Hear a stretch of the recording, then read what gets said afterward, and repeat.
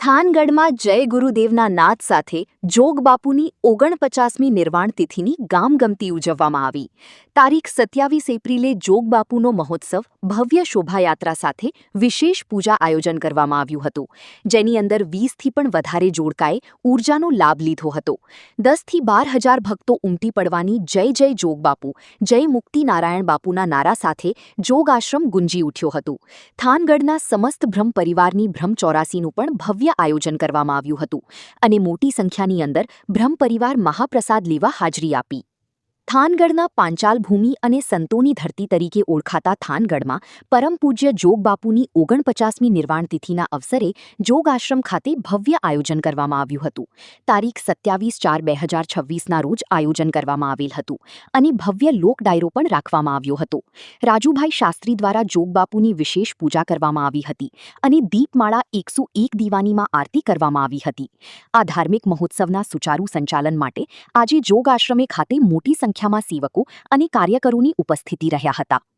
થાનગઢ જોગ આશ્રમ દાયકાઓથી માનવ સેવાના કાર્યો માટે જાણીતો છે. અહીં દરરોજ 250થી વધુ નિરાધાર લોકોને ભોજન કરાવવામાં આવે છે. સાથે જ 50થી વધુ નિરાધાર પરિવારોને ઘરે બેઠા ટિફિન પહોંચાડવાની સેવા અવિરત ચાલી છે.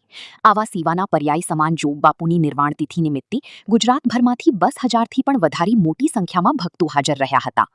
આશ્રમના મેનેજિંગ ટ્રસ્ટી શાંતિલાલભાઈ પટેલે જણાવ્યું હતું કે દિવસેને દિવસે જોગબાપુની સેવકો મોટી સંખ્યામાં હાજરી આપતા રહી છે અને ખાસ કરીને તમામ સેવકો માટે 40થી પણ વધારે એસી રૂમ બનાવવામાં આવ્યા છે અને 2 મોટા હોલ, જેની અંદર 5,000થી પણ વધારે લોકો આરામ કરી શકે તેવા એસીના હોલ બનાવવામાં આવ્યા છે. જોગ આશ્રમના પ્રમુખ રાજુભાઈ ઠાકોરે જણાવ્યું હતું કે જોગબાપુને બ્રહ્મ સમાજ પ્રત્યે અત્યંત સ્નેહ હતો અને બ્રાહ્મણો અને સાધુને નિરાધાર માણસને ભોજન કરાવવાનું તેને ચાલુ કર્યું હતું. અત્યારે આ નાનું વૃક્ષ અત્યારે મોટું જોગ આશ્રમ નામનું વૃક્ષ બની ગયું છે અને દિવસેને દિવસે જોગબાપુની અંદર વિશ્વાસ અને શ્રદ્ધા થાનગઢની અંદર વધી રહી છે. તેમજ જોગ આશ્રમનું ધૂન મંડળ રામ સેવકો ખડી પગે રહ્યા હતા. જોગ આશ્રમના પ્રમુખ રાજુભાઈ ઠાકુર, મેનેજિંગ ટ્રસ્ટી શાંતિલાલભાઈ પટેલ, થાનગઢ યુવા બ્રહ્મ મિત્ર મંડળના પ્રમુખ પ્રશાંતભાઈ ભટ્ટ, વિપુલભાઈ રાવલ, થાનગઢ લઘુ ઉદ્યોગ ભારતીના પ્રમુખ કાળુભાઈ પટેલ, આઈકે પટેલ, રાજેશભાઈ દવે સહિતના ઉપસ્થિત રહ્યા હતા. રિપોર્ટર ભરત દવે, સમય 24 ન્યૂઝ, થાનગઢ.